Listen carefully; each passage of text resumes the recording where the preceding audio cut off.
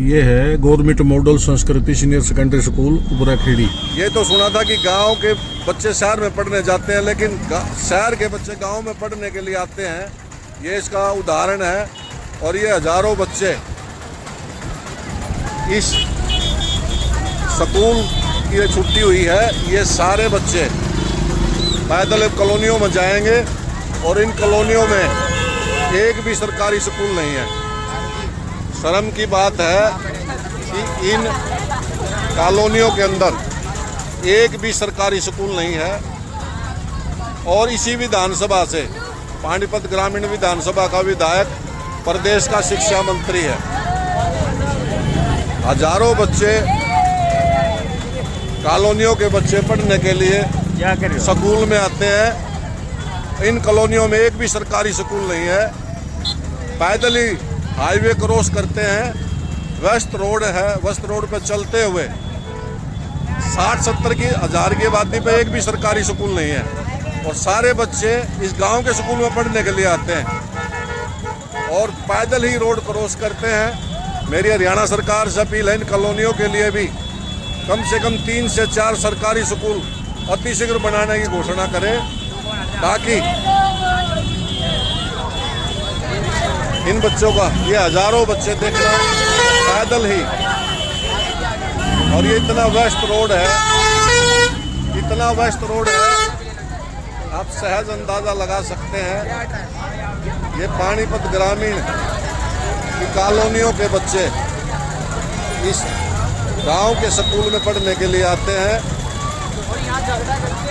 और शर्मनाक बात है कि इन कॉलोनियों में एक भी सरकारी स्कूल नहीं है। राष्ट्रीय राजमार्ग है जहां पर जो पानीपत से हरिद्वार की तरफ जाता है, और इसी रोड के ऊपर दर्जनों पानीपत ग्रामीण विधानसभा की कॉलोनियों के बच्चे पैदल चल करके इस वेस्ट रोड से आकर के इस गांव के स्कूल में पढ़ने के लिए आते हैं, पैदल कई किलोमीटर चल के। और इस विधानसभा का जो विधायक है वो प्रदेश का शिक्षा मंत्री है, जिसके जुम्मे सारे प्रदेश के स्कूलों की हालत सुधारने का, शिक्षा व्यवस्था को सुधारने का जिम्मा है। और खुद की विधानसभा के 15 से 20 हजार बच्चे पैदल ही उबराखेड़ी, राजाखेड़ी, रिसालू, ऊझा और काबड़ी गांव में इसी प्रकार से पैदल चल करके पढ़ने के लिए जाते हैं। आपने ये तो सुना होगा कि गांव के बच्चे शहर पढ़ने के लिए जाते हैं, लेकिन शहर के जो नगर निगम क्षेत्र के बच्चे पैदल पढ़ने के लिए इस गांव के स्कूल में आते हैं। और ये पहली शिफ्ट की छुट्टी हुई है। और देखिए कितनी दूर पैदल ही ये बच्चे कितने कई किलोमीटर दूर चल करके अपने घरों को जाते हैं। ये बच्चे उपराखेड़ी गांव से कई किलोमीटर पैदल चल करके अब अपनी कॉलोनी के अंदर जा रहे हैं। कितनी दूर का रास्ता तय करके ये गांव के स्कूल में पढ़ करके फिर अपनी कॉलोनियों में आते हैं। इन 1 दर्जन कॉलोनियों में, जिनकी आबादी कम से कम भी 60 से 70 हजार तक भी है, इनमें एक भी सरकारी स्कूल नहीं है। विद्यानंद कॉलोनी, धूप सिंह नगर, बलजीत नगर, आर्य नगर और भी कई एरिए हैं आसपास। और कितना दुखदाई है कि ये बच्चे कितना लंबा सफर तय करके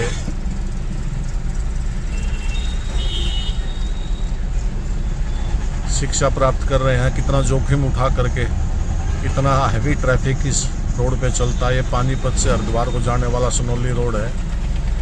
और इसी रोड पर उपराखेड़ी गांव में स्थित जो स्कूल है, उसी में इन कॉलोनियों के बच्चे, हजारों बच्चे शिक्षा प्राप्त करने के लिए कई किलोमीटर पैदल चल करके जाते हैं।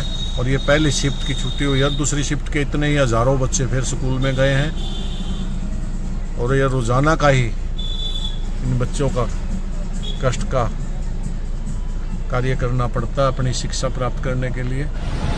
ये देखिए कॉलोनियों से बच्चे रोड क्रॉसिंग करके आते हैं। चलते रोड पर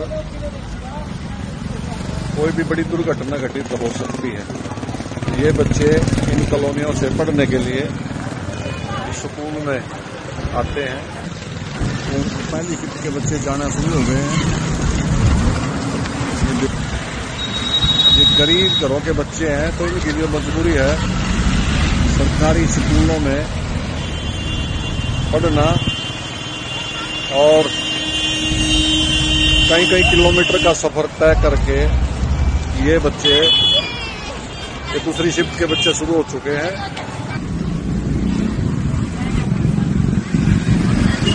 ये गांव का स्कूल है और इसमें सारी कॉलोनियों का जो लोड है बच्चों का उसी स्कूल के ऊपर हर गांव के बच्चे भी हैं।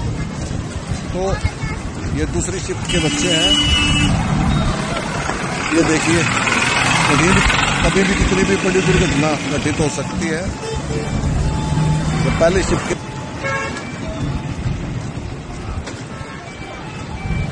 टेम्पो में और ज्यादातर बच्चे पैदल ही। ये देखिए सभी बच्चे दूसरी शिफ्ट के लिए आने शुरू हुए हैं। कई को उनके माता पिता लेकर के आए हैं।